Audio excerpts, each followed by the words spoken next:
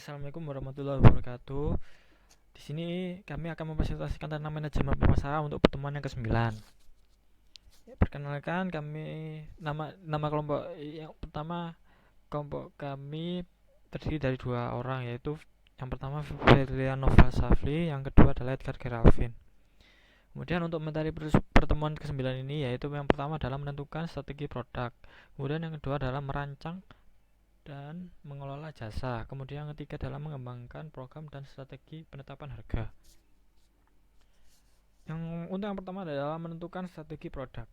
Poin-poin yang terdapat pada menentukan strategi produk yaitu pertama adalah karakteristik dan klasifikasi produk.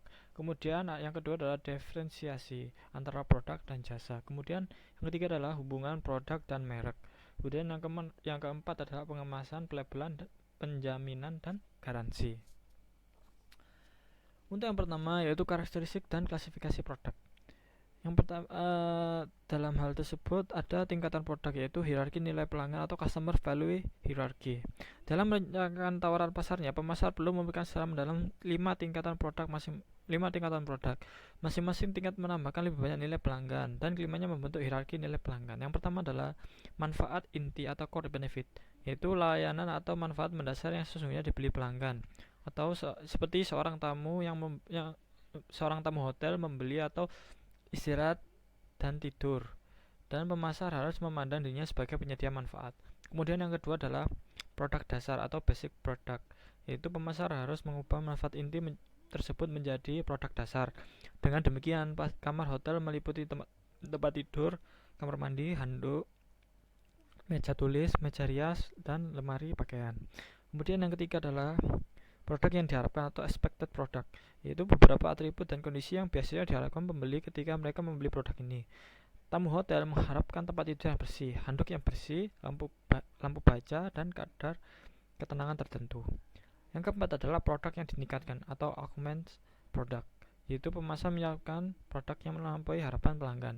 Di negara-negara yang sudah berkembang, persaingan yang menentukan posisi merek berlangsung pada tingkat ini. Akan tetapi di negara-negara yang berkembang pada pasar yang sedang naik daun seperti Cina dan India, kebanyakan persaingan berlangsung pada tingkat produksi yang diharapkan. Kemudian yang kelima adalah calon produk, yaitu meliputi segala kemungkinan peningkatan dan perubahan yang mungkin akan dialami produk atau tawaran tersebut pada masa mendatang. Kemudian yang kedua adalah klasifikasi produk. Secara tradisional, pemasaran mengklasifikasi produk berdasarkan ciri-cirinya, yaitu pertama daya tahan, wujud, penggunaan atau konsumen atau industri, dan seterusnya. Setiap jenis produk memiliki strategi bauran pemasaran yang sesuai. Kemudian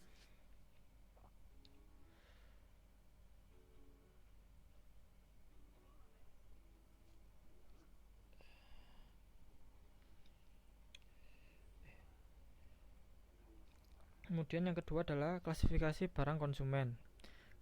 Begitu banyak jenis produk yang dibeli konsumen dapat diklasifikasikan berdasarkan kebiasaan belanja. Kita dapat membedakan antaranya adalah barang sehari-hari atau convention goods, atau dibeli pelanggan dengan cepat dengan upaya yang sangat sedikit, seperti sabun, koran, pasta gigi, dan lain-lain. Kemudian ada barang toko, yaitu shopping goods, adalah barang yang biasanya dibandingkan berdasarkan kesesuaian kualitas, harga, dan gaya dalam proses pembeliannya. Kemudian ada barang khusus, yaitu mempunyai sisi identifikasi merek yang unik sehingga banyak pembeli bersedia melakukan upaya pembelian seperti mobil, kamera, dan lain-lain. Kemudian ada barang yang tidak dicari atau unsought good, yaitu barang-barang yang tidak diketahui konsumen atau mereka tidak terpikir oleh pembelinya, yaitu seperti asuransi dan ensiklopedia. Kemudian yang ketiga itu dalam klasifikasi produk, yaitu ada klasifikasi barang industri, yaitu dapat diklasifikasikan berdasarkan bagaimana cara barang tersebut memasuki proses produksi dan kemahalan relatifnya. Kita dapat membedakan menjadi 3 kelompok, yaitu bahan baku dan suku cadang, barang modal dan perlengkapan, dan layanan bisnis. Kemudian diferensiasi supaya dapat dibeli merek produk harus diferensiasikan, yaitu produk-produk fisik bervariasi dalam potensi mereka untuk diferensiasi. Pemasaran selalu mencari dimensi baru. Kemudian diferensiasi dibagi menjadi dua, yaitu diferensiasi produk dan diferensiasi jasa. Untuk diferensiasi produk, banyak produk yang dapat didefinisikan berdasarkan bentuk, yaitu ukuran, model, dan struktur fisik produk. Contohnya aspirin, walaupun pada hakikatnya merupakan komoditas, ia dapat didiferensiasikan berdasarkan ukuran, dosis, bentuk, warna, lapisan luar, atau masa fungsi. Yaitu pertama ada fitur. Melalui survei dapat didefinisikan dan diseleksi tentang nilai pelanggan dibandingkan biaya perusahaan untuk fitur yang melengkapi fungsi dasar produk. Kemudian yang kedua adalah mutu kinerja, yaitu 4 level kinerja adalah rendah, rata-rata, tinggi, dan unggulan. Perusahaan harus merancang satu level kinerja yang sesuai dengan pasar sasaran dari level kinerja pesaing. Kemudian mutu kesesuaian, yaitu misal mobil A dirancang untuk mencapai kecepatan 6 mil per jam dalam 10 detik. Jika setiap produk yang diselesaikan akan memenuhi itu, dikatakan melalui mutu kesesuaian tinggi. Kemudian daya tahan atau durability, yaitu ukuran usia yang diharapkan atas beroperasinya produk dalam kondisi normal atau berat. Biasanya pembeli bersedia membayar lebih banyak produk dengan reputasi atau tahan lama. Kemudian ada keandalan atau reliability, itu adalah ukuran probabilitas bahwa produk tertentu tidak akan rusak atau gagal dalam periode waktu tertentu. Kemudian mudah diperbaiki, yaitu sifat mudah diperbaiki yang ideal adalah jika pemakai dapat memperbaiki sendiri dengan biaya yang sangat relatif kecil. Kemudian gaya atau style, yaitu pembeli mobil membayar harga premium untuk Jaguar yang penampilannya luar biasa. Kemudian untuk diferensiasi jasa, jika produksi fisik tidak mudah didiferensiasi, kunci keberhasilan dalam persaingan sering terletak pada penambahan jasa atau pelayanan yang menambah nilai serta perbaikan mutu produk fisik itu. Pembeda utama layanan adalah hal berikut, seperti kemudahan pemesanan atau ordering ease, yaitu banyak bank sekarang menyediakan perangkat lunak perbankan di rumah untuk membantu nasabah mendapatkan informasi dan berinteraksi dengan baik dengan bank secara efisien. Para konsumen sekarang bahkan mampu memesan dan menerima bahan makanan tanpa pergi ke supermarket. Kemudian yang kedua adalah pengiriman atau delivery, yaitu mengacu pada beberapa baik produk atau jasa yang diserahkan kepada pelanggan. Contoh, pizza disampaikan dalam keadaan panas kepada pembeli di rumah. Kemudian pemasang atau installation, yaitu mengacu pada pekerjaan yang dilakukan untuk membuat produk tertentu beroperasi di lokasi yang direncanakan. Yaitu kemudian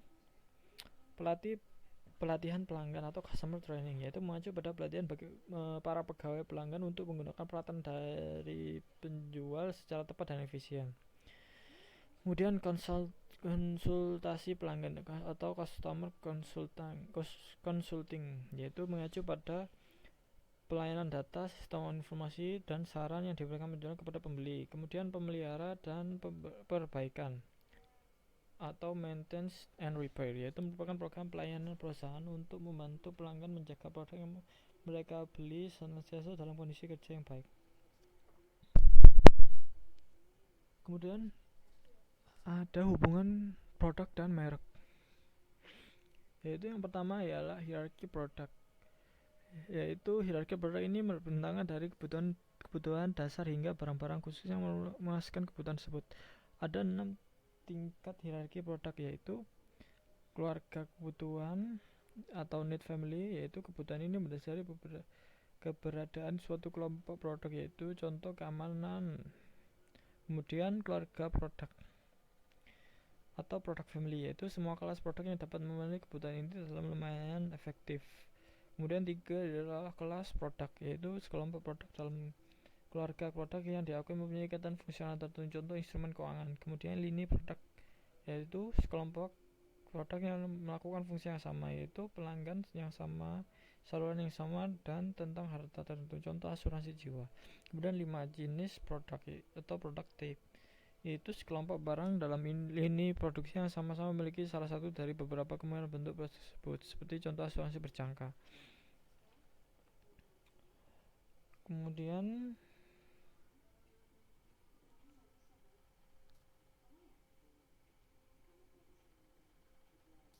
barang atau item, yaitu juga disebut unit pencatatan penyedia atau varian produk. Unit tersedia dalam bentuk merek atau lini produk yang dapat dibedakan berdasarkan ukuran, penampilan, harga, atau sesuatu ciri yang lain. Seperti contoh asuransi jiwa berjangka dapat diperpanjang. Kemudian yang kedua adalah bauran dan sistem produk. Sistem produk adalah sekelompok barang yang berbeda tetapi saling berhubungan dengan yang berfungsi dengan cara saling melengkapi. Bauran produk adalah kumpulan seluruh produk dan barang yang ditawarkan penjual tertentu kepada pembeli. Bauran produk suatu perusahaan memiliki lebar, panjang, kedalaman, dan konsistensi tertentu. Kemudian yang ketiga adalah analisis lini produk. Dalam menawarkan lini produk, perusahaan biasanya menciptakan plafon dan modal dasar yang dapat ditambah untuk memenuhi tuntutan pelanggan. Manajer lini produk perlu mengetahui penjualan dan laba setiap barang dalam lininya untuk menentukan barang mana yang harus dikembangkan, dipertahankan, diambil hasilnya, atau dilepaskan. Mereka juga perlu memahami profil pasar setiap lini produk. Seperti pertama ialah penjualan dan laba, yaitu setiap portofolio produk perusahaan mengandung produk dengan margin yang berbeda. Toko sebelah ada hampir tidak menghasilkan margin dari roti dan susu.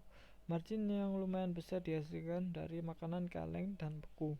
Bahkan margin yang lebih besar diperoleh dari kembang, lini makanan etnis, dan makanan panggang yang segar. Suatu perusahaan dapat menggolongkan produknya menjadi 4 tipe yang menghasilkan margin kotor berbeda yang bergantung pada volume penjualan dan promosinya. Kemudian ada profil pasar, yaitu manajer lini produk harus menganalisis bagaimana lini tersebut diposisikan terhadap lini pesaing, yaitu perlu dilakukan pemetaan produk, yaitu mengidentifikasi segmen pasar untuk mengetahui posisi produk yang ditawarkan perusahaan. Kemudian yang keempat adalah panjang lini produk, yaitu tujuan perusahaan adalah mempengaruhi panjang lini produk, yaitu lini produk cenderung makin memanjang lama-kelamaan. Kelebihan kapasitas produksi menimbulkan tekanan bagi manajer lini produk untuk mengembangkan jenis produk baru. Suatu perusahaan dapat memperpanjang lini produknya dengan 2 cara, yaitu merentangkan lini dan mengisi lini.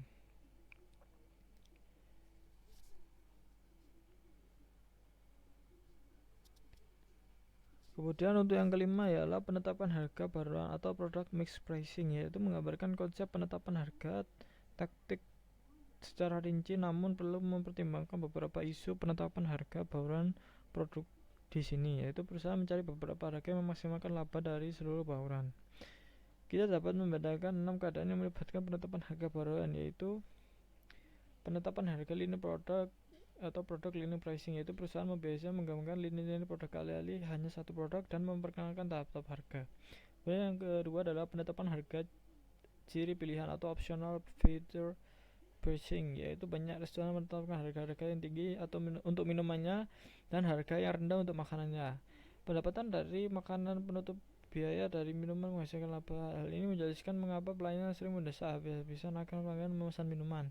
Untuk menarik peminum bisa dilakukan sebaliknya.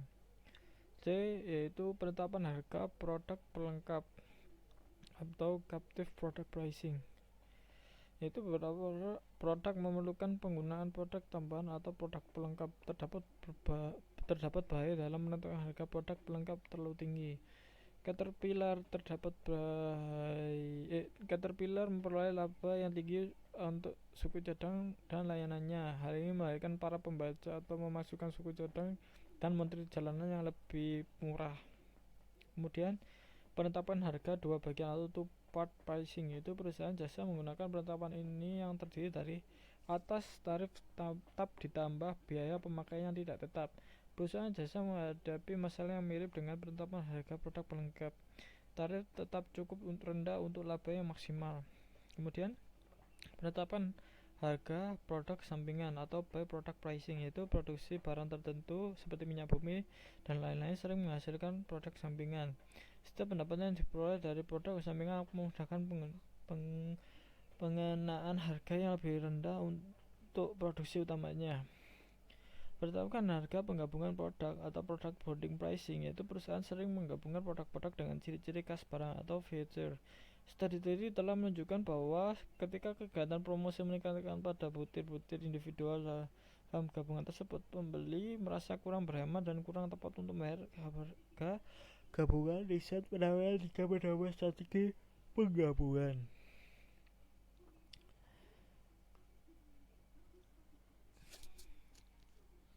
Kemudian pengemasan, pelabelan, penjaminan, dan garansi. Yaitu yang pertama ya, pengemasan atau packaging merupakan kegiatan merencanakan produksi wadah untuk produksi. Kemasan biasanya mencakup 3 tingkat bahan, yaitu seperti botol sebagai kemasan primer dimasukkan ke dalam kotak karton, atau kemasan sekunder yaitu terdapat dalam kotak pengiriman biasanya berisi 6 lusin. Kemasan merupakan hal pertama yang dihadapi pembeli menyangkut produksi dan mampu mengubah calon pembeli untuk membeli atau tidak. Berbagai faktor telah berperan dalam meningkatkan penggunaan kemasan sebagai alat pemasaran, seperti di swalayan, kemudian kemakmuran konsumen, citra perusahaan dan merek, kemudian peluang inovasi. Kemudian yang kedua adalah pelabelan, yaitu penjual harus memberikan label produksinya. Label tersebut adalah etiket sederhana yang ditempelkan pada produk tersebut atau grafik yang dirancang dengan rumit yang merupakan bagian dari kemasan tersebut. Label tersebut mungkin hanya mencantumkan nama merek atau banyak informasi, sekalipun penjual lebih menyukai label yang sederhana. Undang-undang mungkin mengharuskan informasi tambahan. Label merupakan beberapa fungsi, yaitu label tersebut mengidentifikasi produk atau merek, kemudian mungkin juga menunjukkan kelas produk, kemudian mungkin menjelaskan produk, siapa pemuatnya, di mana, kapan, apa yang, dan kandungannya. Kemudian yang terakhir adalah jaminan dan garansi, yaitu semua penjual secara hukum bertanggung jawab untuk memenuhi harapan pembeli yang normal atau masuk akal. Jaminan merupakan pernyataan normal dari kinerja produk yang diharapkan oleh pengusaha pabrik. Produk bergaransi dapat dikembalikan kepada pabrik atau pusat servis yang ditunjukkan untuk melakukan perbaikan, penggantian, dan pengembalian uang. Jaminan apakah itu diekspresikan atau diimplikasikan dapat dituntut secara hukum. Kemudian materi kedua ialah merancang dan mengelola jasa. Poin-poinnya adalah ada hakikat jasa, strategi pemasaran untuk perusahaan jasa, mengelola mutu kualitas jasa, mengelola merek jasa, dan mengelola jasa didukung produk. Untuk yang pertama ialah hakikat jasa.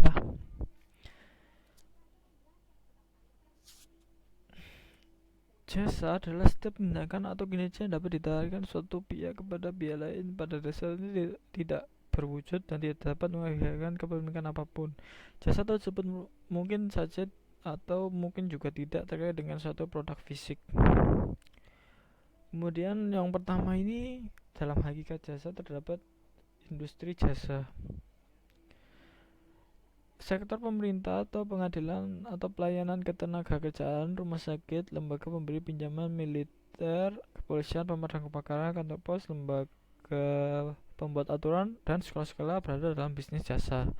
Sektor nirlaba swasta seperti museum, badan amal, gereja, perguruan tinggi, ya rumah sakit merupakan bisnis jasa. Sebagian besar sektor bisnis perusahaan penerbangan, bank, hotel, perusahaan asuransi, firma hukum, konsultan manajemen, praktek kedokteran, perusahaan film, perbaikan ladang, dan real estate juga dalam bisnis juga jasa juga. Sektor produksi seperti operasi komputer, akuntansi, dan staf pun adalah pabrik jasa yang menyediakan layanan kepada pabrik barang.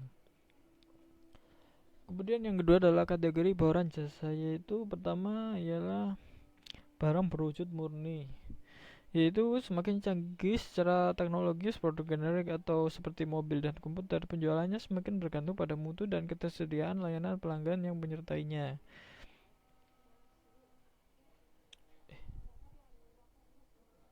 Kemudian campuran, yaitu tawaran tersebut terdiri atas barang dan jasa dengan bagian yang sama. Misalnya orang pergi ke restoran untuk mendapatkan makanan maupun layanan. Kemudian yang keempat adalah jasa utama yang disertai barang dan jasa yang sangat kecil, yaitu contohnya penumpang pesawat terbang. Pembeli jasa angkutan perjalanan tersebut meliputi barang berwujud atau seperti makanan dan minuman, tiket, dan majalah penerbangan. Jasa tersebut memerlukan barang padat mode seperti pesawat terbang untuk merealisasikan, tetapi produk utamanya adalah jasa. Kemudian adalah jasa murni, yaitu contoh penjaga bayi atau psikoterapi dan pijat. Karena bauran barang dan jasa berbeda-beda ini, sulit dilakukan generalisasi tentang jasa tanpa mencari perbedaan lebih lanjut. Namun beberapa generalisasi dapat digunakan.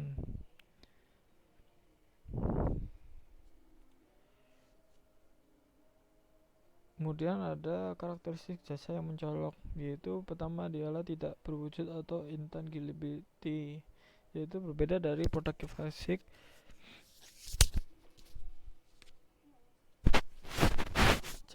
Berbeda dari produk fisik, jasa tidak dapat dilihat, dirasa, diraba, didengar, atau dicium sebelum dibeli. Untuk mengurangi ketidakpastian, pembeli akan mencari bukti mutu jasa tersebut. Karena itu, tugas penyedia jasa adalah mengelola bukti tersebut untuk mewujudkan sesuatu yang tidak berwujud. Perusahaan jasa dapat berupaya menunjukkan mutu kelayanan mereka melalui bukti fisik dan presentasi. Suatu bank dapat menggunakan alat pemasaran seperti tempat, orang, peralatan, bahan komunikasi, simbol, dan harga.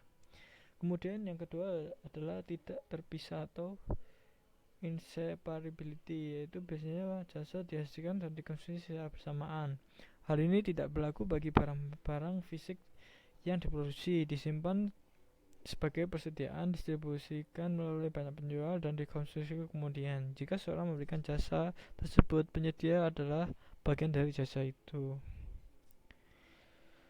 Kemudian bervariasi atau variability, yaitu karena bergantung pada siapa yang memberikan serta kapan di mana diberikan. Jasa sangat bervariasi sehingga perusahaan dapat mengambil 3 langkah dalam rangka mengendalikan mutu, yaitu berinvestasi dalam produksi perkutan dan pelatihan yang baik, yaitu kemudian menetapkan standar proses pelaksanaan jasa di seluruh organisasi tersebut, kemudian memantau kepuasan pelanggan. Kemudian yang ketiga ialah kemudian yang keempat ialah tidak tahan lama. Jika tidak dapat disimpan, permintaan bervariasi, perusahaan jasa menghadapi masalah yang rumit. Beberapa strategi untuk menghasilkan keselarasan yang lebih baik antara permintaan dan penawaran ialah pada sisi permintaan, yaitu penetapan harga yang berbeda akan mengalihkan sebagian permintaan dari masa sibuk ke masa yang kurang sibuk. Kemudian pada sisi penawaran, yaitu karyawan paruh waktu untuk pelayanan permintaan yang sibuk. Kemudian ada strategi pemasaran untuk perusahaan jasa, yaitu pelanggan mengeluh tentang informasi yang tidak akurat, personal yang tidak tanggap, kasar, atau tidak dilatih dengan baik, dan waktu tunggu yang lama. Keluhan jasa pelanggan sedang meningkat. Sebelumnya perusahaan jasa menyambut baik semua pelanggan, namun sekarang perusahaan ini memiliki begitu banyak data tentang individu sehingga mampu mengklasifikasikan mereka ke dalam tingkatan laba. Dalam hal tersebut,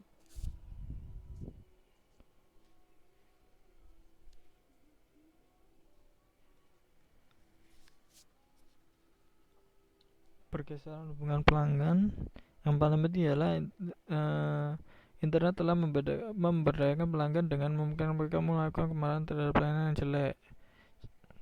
Kemudian untuk pemasaran holistik untuk jasa ialah pemasaran holistik jasa menuntut pemasaran eksternal atau internal dan interaktif, yaitu pemasaran eksternal menggambarkan pekerjaan biasa untuk menyiapkan, menetapkan harga, mendistribusikan, dan mempromosikan jasa tersebut kepada pelanggan. Kemudian pemasaran internal menggambarkan pekerjaan untuk melatih dan memotivasi karyawan untuk melayani pelanggan dengan baik. Andil terpenting yang dapat dilakukan pada pemasaran yang akan menjadi luar biasa jadi dalam mengarahkan semua orang lain dalam organisasi tersebut melakukan pemasaran. Kemudian pemasaran interaktif, yaitu menggambarkan kemampuan karyawan dalam melayani klien, karena klien tersebut menilai jasa bukan hanya berdasarkan mutu teknisnya, misalnya apakah perbedaan tersebut berhasil, tetapi juga berdasarkan mutu fungsionalnya. Misal, apakah dokter beta tersebut menunjukkan perhatian dalam memiliki keyakinan. Teknologi memiliki kekuatan besar untuk membuat pekerjaan jasa menjadi lebih produktif. Kemudian ada mengelola mutu dan kualitas jasa. Mutu jasa suatu perusahaan diuji dalam setiap pertemuan jasa. Jika karyawan acara merasa bosan, tidak dapat menjawab pertanyaan-pertanyaan sederhana atau saling berhubungan pada saat pelanggan sedang menunggu, pelanggan akan berpikir 2 kali untuk melakukan bisnis lagi dengan penjual tersebut. Harapan pelanggan yang pertama adalah harapan pelanggan.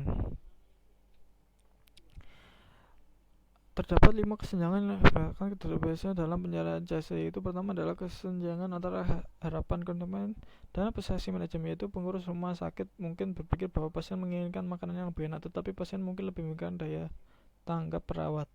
Kemudian 2, kesenjangan antara persepsi manajemen dan spesifikasi mutu jasa, yaitu manajemen mungkin memahami dengan cepat keinginan pelanggan tetapi tidak menetapkan standar kinerja, yaitu pengurus rumah sakit mungkin meminta perawat memberikan layanan cepat tanpa menguraikan dengan sangat jelas.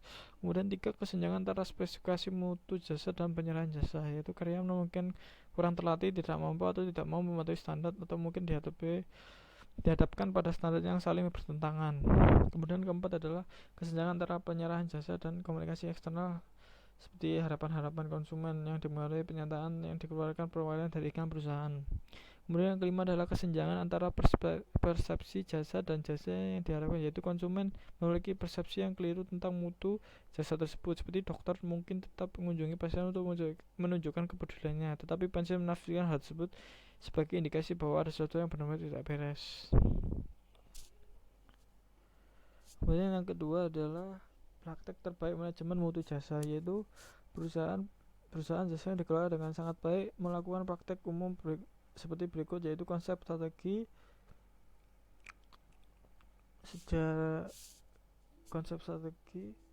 komitmen manajemen puncak, memasukkan keseluruhan pelanggan, memuaskan keluhan pelanggan, memuaskan karyawan dan juga pelanggan.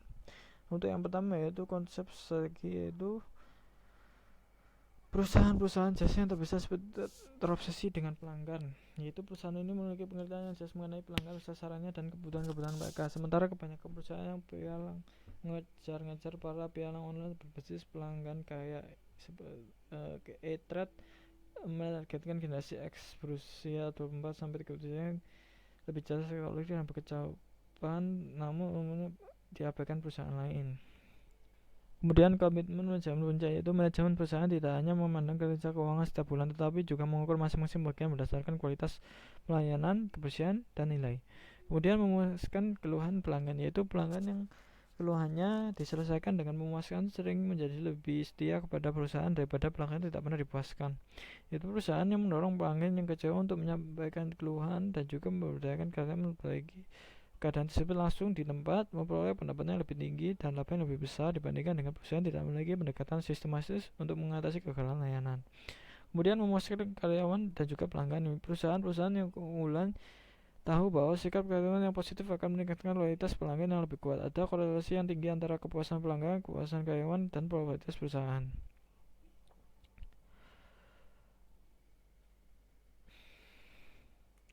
Kemudian yaitu mengelola merek jasa.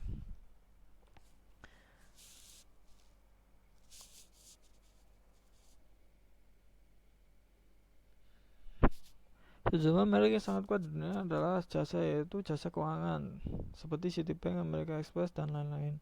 Sejumlah rumah sakit mendapatkan reputasi mega merek karena terbaik di bidang seperti Mayo Clinic, Mayo General, and Sloan Kettering. Seperti sejumlah merek lain, mereka jasa harus terampil mendefinisikan dirinya menjadi menyusun strategi merek yang memadai, seperti mendefinisikan jasa, yaitu menyusun strategi merek jasa.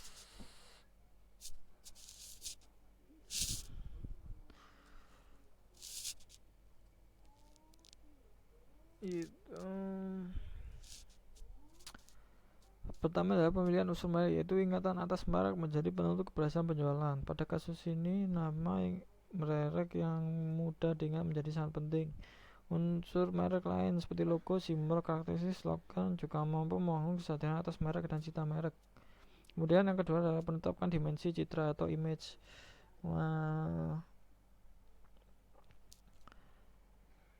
Yaitu asosiasi atas organisasi tentu menjadi asosiasi merek yang sangat penting. Salah satunya asosiasi yang sangat penting adalah kredibilitas dan persepsi kepekaran, yaitu kemampuan dipercaya dan kepantasan untuk disukai. Kemudian C, perancangan strategi pemerekan, yaitu jasa juga harus memeriksa penyusunan hierarki merek portfolio mereka yang mungkin positioning dan memberikan sejumlah segmen pasar yang berbeda seperti Hilton Hotel yang memiliki portofolio merek yang meliputi Hilton Garden Inn yang membidik para pelancong bisnis yang berkantong tipis. Kemudian mengelola jasa yang didukung produk, yaitu mengidentifikasi dan memuaskan kebutuhan pelanggan, yaitu pertama terdapat 3 kekhawatiran khusus, yakni mereka khawatir dengan keandalan dan yang sering kegagalan. Kemudian pelanggan khawatir dengan kelemahan, kerusakan mesin, dan pelanggan yang terakhir adalah pelanggan khawatir dengan biaya sendiri yang perbedaan dana perbaikan. Kemudian strategi jasa purna jual, yaitu produsen biasanya menjual yaitu kualitas departemen pelayanan pelanggan sangat berbeda dalam menyediakan layanan. Sebagian besar perusahaan bergerak melalui beberapa tahap, yaitu perusahaan biasanya melalui dengan menjalankan departemen suku cadang dan perbaikan sendiri. Kemudian lama-kelamaan produsen mengalihkan lebih banyak jasa pemeliharaan dan perbaikan kepada distributor dan penjual resmi. Kemudian pilihan layanan pelanggan semakin cepat dan ini menurunkan harga dan laba layanan.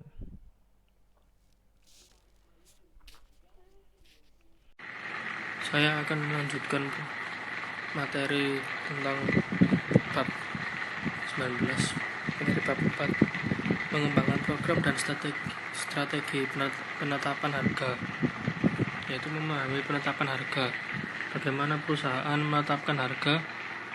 Perusahaan melakukan penetapan harganya dengan berbagai cara, yaitu di perusahaan kecil harga sering ditetapkan pimpinan tertinggi.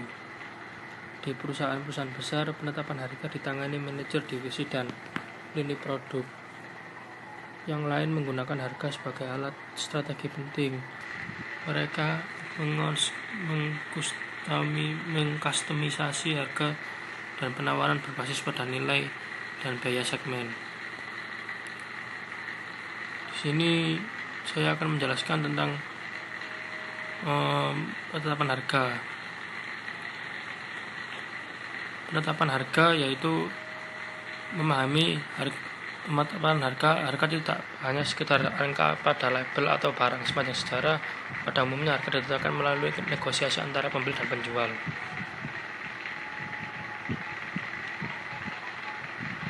Penetapan harga dan psikologi konsumen. Pemasar mengakui bahwa konsumen secara aktif memproses informasi harga, menginterpretasikan harga dan dari segi pengetahuan mereka berdasarkan pengalaman membeli sebelumnya.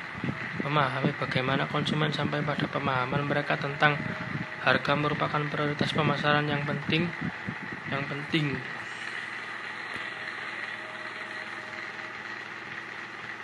Penetapan harga dan psikologi konsumen, yaitu ada 3: harga rujukan, kesimpulan harga mutu, dan petunjuk harga. Di sini harga rujukan yaitu riset telah menunjukkan bahwa walaupun konsumen mungkin memiliki pengetahuan yang cukup baik tentang kisaran harga yang tercakup, agak mengherankan bahwa hanya sedikit yang mengingat harga spesifikasi dari produk-produk secara akurat. Ketika menguji produk, konsumen sering memanfaatkan harga rujukan. Pemikiran mengenai harga rujukan juga didorong dengan penetapan harga tinggi yang disarankan pabrik atau dengan menunjukkan bahwa produk itu diberi harga yang jauh lebih tinggi pada awalnya, atau dengan menunjukkan pada harga tinggi yang bisa dari pesaing. Dan yang selanjutnya, kesimpulan harga mutu. Banyak konsumen menggunakan harga sebagai indikator mutu. Penetapan harga berdasarkan citra terutama efektif pada produk-produk yang peka terhadap ego seperti parfum dan mobil yang mahal. Ketika informasi alternatif tentang mutu yang benar tersedia, harga menjadi indikator mutu yang kurang signifikan. Selanjutnya yaitu petunjuk harga. Persepsi konsumen tentang harga juga dipengaruhi oleh strategi penetapan harga alternatif. Banyak penjual yakin bahwa akan berakhir salah dalam satu angka yang ganjil. Banyak pelanggan melihat sebuah produk berharga $299 dan bukannya $300 sebagai harga kisaran $200 dan bukannya kisaran $300. Bahkan sebuah studi menunjukkan bahwa permintaan sesungguhnya meningkat sepertiga dengan menaikkan harga pakaian dari $34 menjadi $39. Namun permintaan tidak berubah ketika harga dinaikkan dari $34 menjadi $44. Selanjutnya menetapkan harga. Suatu perusahaan harus menetapkan harga untuk pertama kalinya ketika mengembangkan produk baru, ketika memperkenalkan produk regulernya ke saluran distribusi atau daerah geografis yang baru, dan ketika mengikuti lelang untuk kerja kontrak baru. Penetapan harga. Perusahaan harus mempertimbangkan banyak faktor dalam menentukan kebijakan penetapan harganya. Ada 6 langkah prosedur, yaitu 1. Memilih tujuan penetapan harga, 2. Menentukan permintaan, 3. Memperkirakan biaya, 4. Menganalisa biaya, harga, dan tawaran pesaing, 5. Memulai penurunan harga.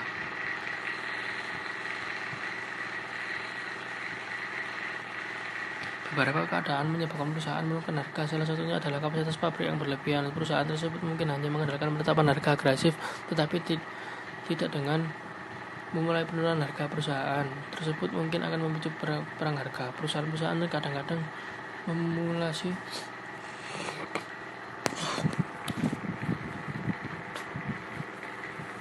penurunan harga dalam rangka gerakan mendominasi pasar melalui biaya yang lebih rendah.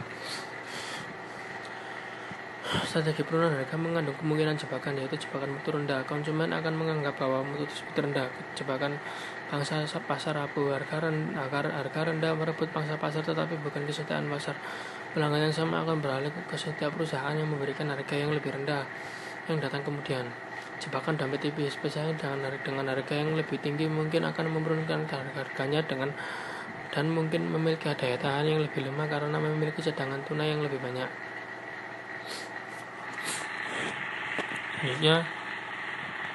Selanjutnya memulai kenaikan harga. Keberhasilan menaikkan harga dapat meningkatkan laba yang cukup besar. Keadaan utama yang menyebabkan faktor kenaikan harga adalah inflasi biaya. Faktor lain yang menyebabkan kenaikan harga adalah permintaan yang berlebihan.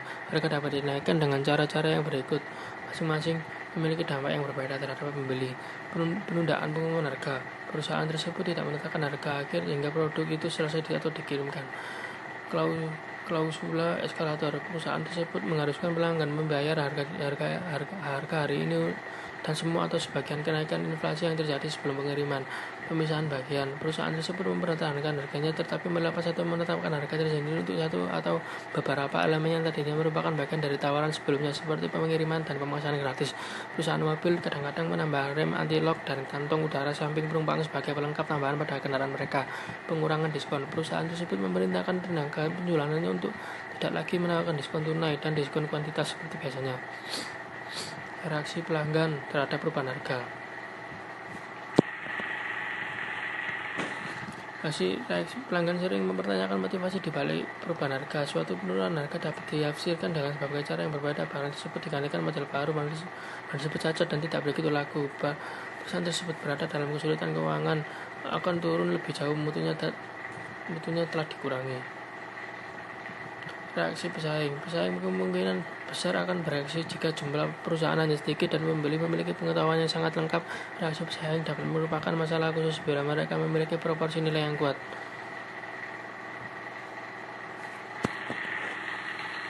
Selanjutnya yaitu yang terakhir, menanggapi perubahan harga pesaing. Dalam pasar yang bercirikan homogenitas produk yang tinggi, perusahaan tersebut seharusnya mencari cara untuk meningkatkan produknya yang ditambahkan tersebut. Pemimpin pasar sering menghadapi penurunan harga yang agresif oleh perusahaan-perusahaan kecil yang mencoba membangun pangsa pasar. Pemimpin mereka tersebut dapat menanggapinya dengan berbagai cara, yaitu pertama, mempertahankan harga. Pemimpin tersebut dapat mempertahankan harga dan margin labanya. Itu kedua, mempertahankan harga dan menambah nilai, yaitu pemimpin tersebut dapat meningkatkan produk, layanan, dan komunikasinya. Ketiga, yaitu menurunkan harga. Pemimpin tersebut mungkin menurunkan harganya. Keempat, yaitu menaikkan harga dan meningkatkan mutu. Pemimpin tersebut mungkin menaikkan harganya dan memperkenalkan merek-merek baru untuk mengepung mereka yang menyerang tersebut. Yang terakhir, yang kelima, meluncurkan lini penyerang berharga murah. Perusahaan tersebut mungkin akan menambahkan barang berharga murah ke lini tersebut atau menciptakan merek terpisah yang berharga murah. Ya, sekian presentasi dari kami, kurang lebihnya mohon maaf. Wassalamualaikum warahmatullahi wabarakatuh.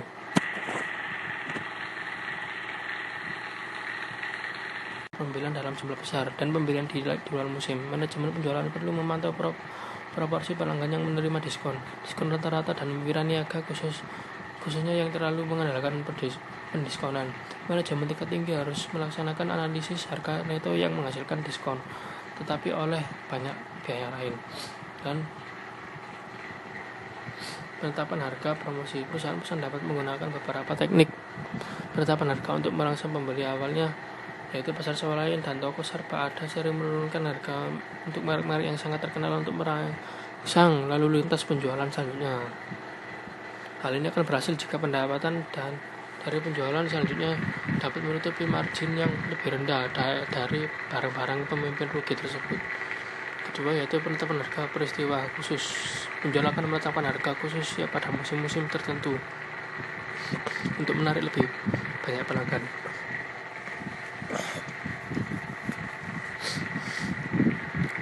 Ketika rapat tunai, perusahaan-perusahaan mobil dan perusahaan-perusahaan konsumen lainnya menawarkan produk rapat tunai untuk mendorong pembelian produk-produk produsen dalam suatu kurun waktu yang telah ditentukan. Rapat dapat membantu menghabiskan persediaan tanpa memotong harganya biaya yang telah ditentukan. Pembiayaan bunga rendah.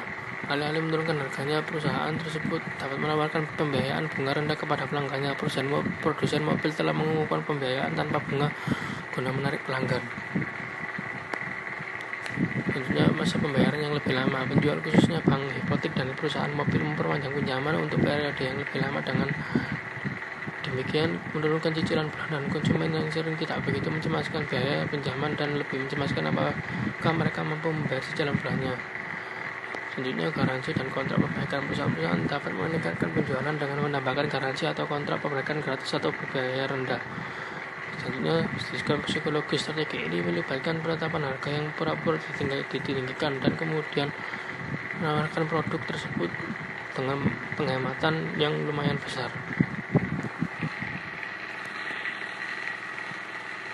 Yang terakhir yaitu penetapan harga diskriminatif. Perusahaan-perusahaan yang sering menyesuaikan harga dasarnya untuk mengakomodasi perbedaan pelanggan, produk, lokasi, dan seterusnya. Diskriminasi harga terjadi apabila suatu perusahaan menjual produk atau jasa dengan dua harga atau lebih yang tidak mencerminkan perbedaan biaya secara proporsional. Dalam diskriminasi harga tingkat pertama, yaitu penjual tersebut mengenakan harga terpisah untuk masing-masing pelanggan bergantung pada intensitas permintaannya. Dalam diskriminasi harga tingkat kedua, penjual tersebut mengenakan harga yang lebih murah kepada pembeli yang dalam jumlah yang lebih besar. Dalam diskriminasi harga tingkat yang ketiga, yaitu penjual tersebut mengenakan harga yang berbeda kepada kelompok pembeli yang berbeda, yaitu seperti dalam contoh berikut ini. Kasus penetapan harga segmen pelanggan. Kelompok pelanggan yang berbeda dikenakan harga yang berbeda untuk produk atau jasa yang sama. Misalnya, museum sering mengenakan tiket masuk yang lebih rendah untuk pelajar. Penetapan harga bentuk produk. Versi produk yang berbeda dikenakan biaya yang berbeda tetapi tidak sebanding dengan masing-masing biayanya. Penetapan harga citra. Beberapa perusahaan menetapkan harga produk yang sama dengan dua tingkat yang berbeda berdasarkan perbedaan citra. Penetapan harga saluran. Coca-Cola mempunyai harga yang berbeda-beda di lokasi yang berbeda bergantung pada apakah minimum itu dibeli di restoran yang bagus, restoran cepat saji, atau mesin penjajah. Penetapan harga lokasi. Produk yang sama dikenakan harga yang berbeda di lokasi yang berbeda sekalipun biaya sama bentuk menawarkannya di masing-masing lokasi. Biskuit membedakan harga tempat duduknya menurut preferensi penonton untuk lokasi-lokasi yang berbeda. Penetapan harga waktu. Harga dibedakan menurut musim, hari, atau jam. Penetapan harga hasil. Industri penerbangan dan hospital lainnya menggunakan manajemen hasil. Penetapan hasil yang berbeda bahwa perusahaan ini menawarkan diskon untuk pembelian awal terbatas, tarif yang mahal untuk pembelian terlambat, dan tarif paling rendah untuk persediaan yang tidak laku. Harga yang menyertakan satu atau lebih di antara ketiga pertimbangan tersebut. Dan yang terakhir yaitu penetapan harga.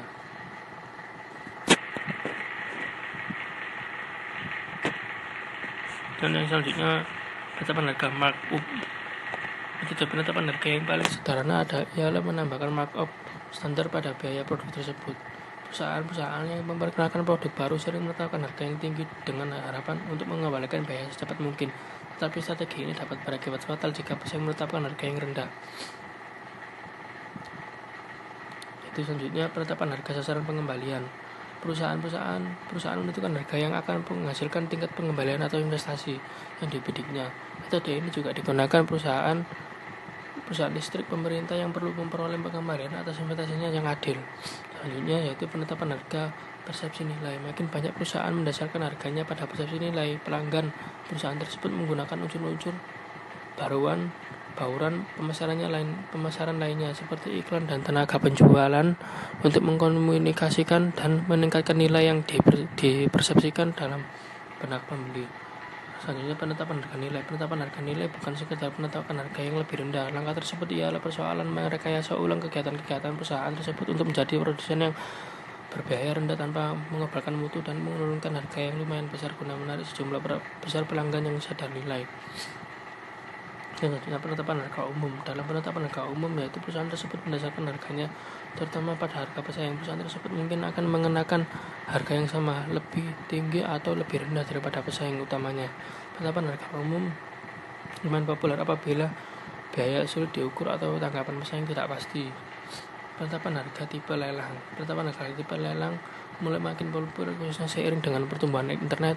Perusahaan-perusahaan perlu menyadari 3 jenis yaitu utama, yaitu lelang Inggris, satu penjual dan banyak pembeli, lelang Belanda, satu penjual dengan banyak pembeli, dan lelang tawaran tertutup. Calon-calon pemasok hanya dapat mengajukan satu tawaran dan tidak mengetahui tawaran lainnya.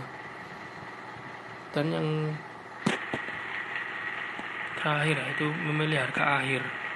Memilih harga akhir dalam memilih di sini perusahaan tersebut harus mempertimbangkan faktor-faktor tambahan yang meliputi dampak dari kegiatan pemasaran lain, kebijakan penetapan harga perusahaan, penetapan harga yang berbagi laba dan dampak harga terhadap pihak lain. Dalam suatu studi ditemukan hal-hal berikut: merek yang mempunyai mutu relatif rata-rata mengenakan harga yang sangat mahal. Merek yang mempunyai mutu relatif tinggi dan iklan relatif tinggi memperoleh harga yang paling tinggi.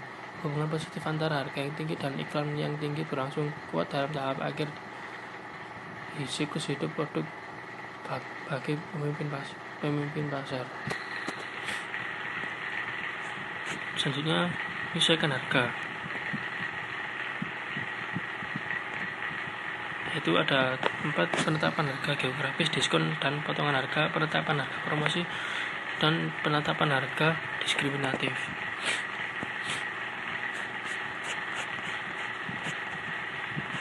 Yang pertama, penetapan harga geografis. Penetapan harga geografis melibatkan perusahaan tersebut memutuskan bagaimana cara menetapkan harga produknya untuk pelanggan yang berbeda di lokasi dan negara yang berbeda.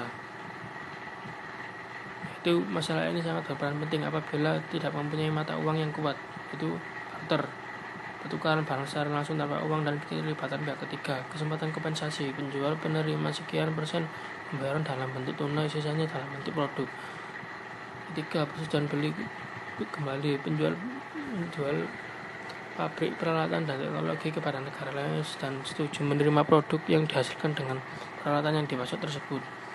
4. Balik, penjual menerima pembayaran penuh dalam bentuk tunai tetapi setuju menggunakan sebagian besar uang tersebut di negara tadi.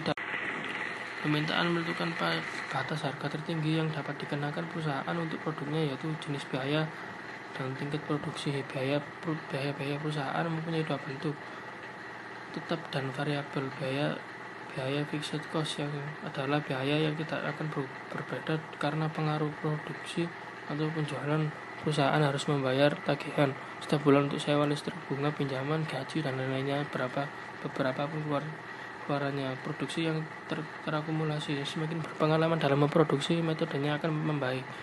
Karyawan mempelajari cara kerja pintas untuk arus bahan makin luas, makin mulus, biaya pembelian turun. Namun penetapan harga berdasarkan kurva pengalaman mempunyai risiko besar.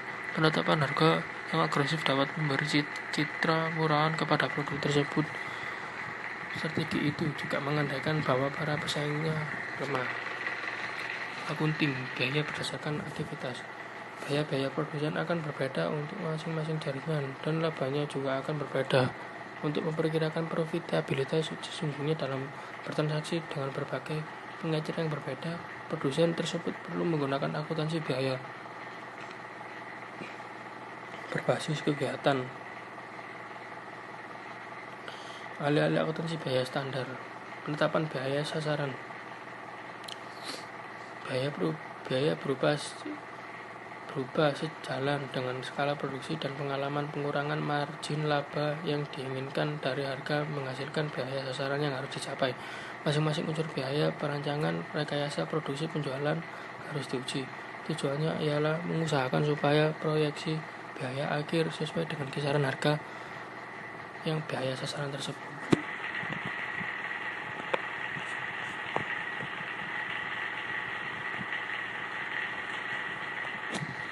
Mohon maaf, ini ada kendala koneksi.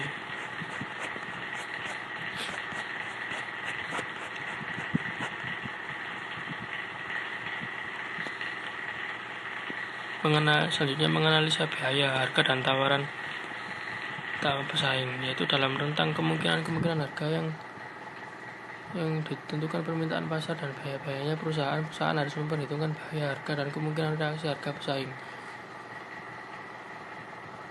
Jika tawaran perusahaan tersebut mengandung ciri-ciri diferensiasi positif yang tidak ditawarkan pesaing terdekat, nilainya bagi pelanggan seharusnya dievaluasi dan ditambahkan pada harga pesaing tersebut. Jika tawaran harga pesaing tadi mengandung beberapa ciri yang tidak ditawarkan perusahaan tersebut, nilainya bagi pelanggan seharusnya dievaluasi dan dikurangkan dari harga perusahaan tersebut. Itu langkah kelima, memilih metode penetapan harga.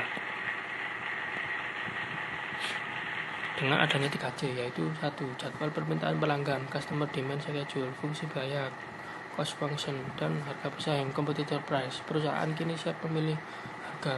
Perusahaan memilih metode penetapan harga yang menyertakan satu atau lebih di antara ketiga pertimbangan tersebut. Dan yang terakhir yaitu penetapan harga.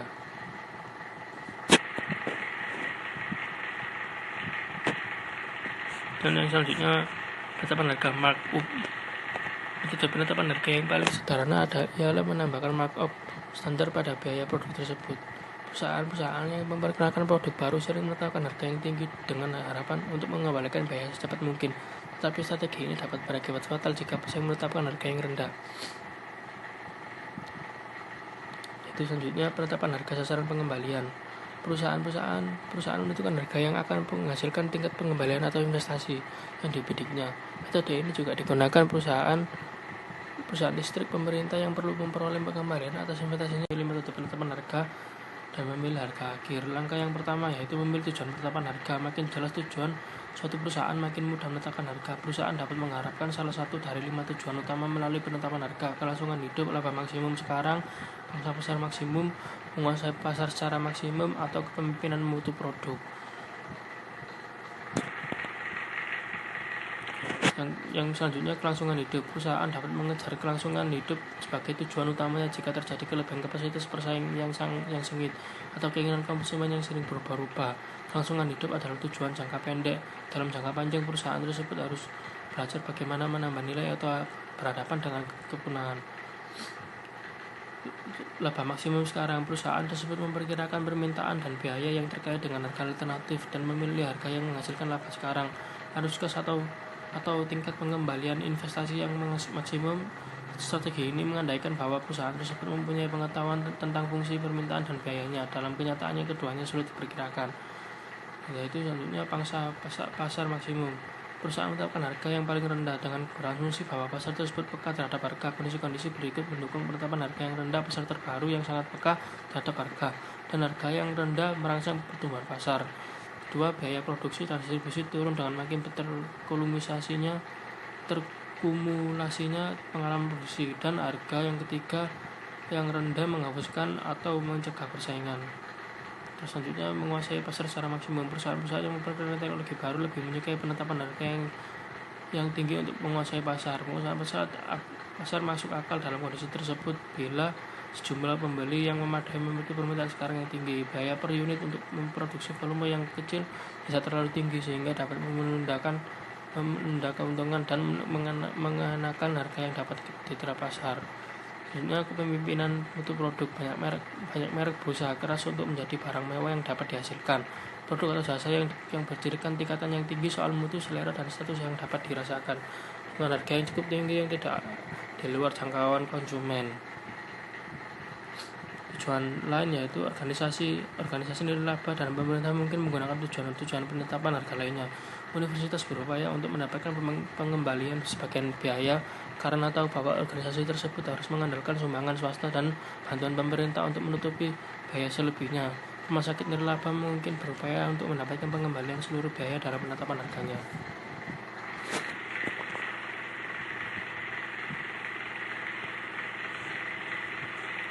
Itu menentukan permintaan.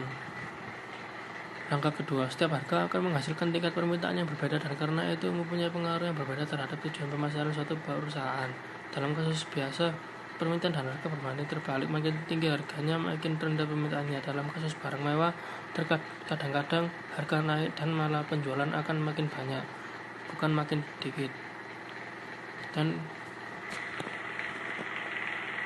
kepekaan harga. Langkah pertama dalam memperkirakan permintaan adalah memahami apa saja yang mempengaruhi kepekaan harga. Umumnya pelanggan yang paling peka terhadap harga untuk produk yang berharga tinggi atau sering dibeli, mereka kurang peka terhadap untuk barang yang berharga rendah atau barang yang jarang mereka beli. Mereka juga kurang peka terhadap apabila harga hanya merupakan sebagian kecil dari biaya total untuk memperoleh, menggunakan, dan memperbaiki produk sepanjang masa pakainya. Memperkirakan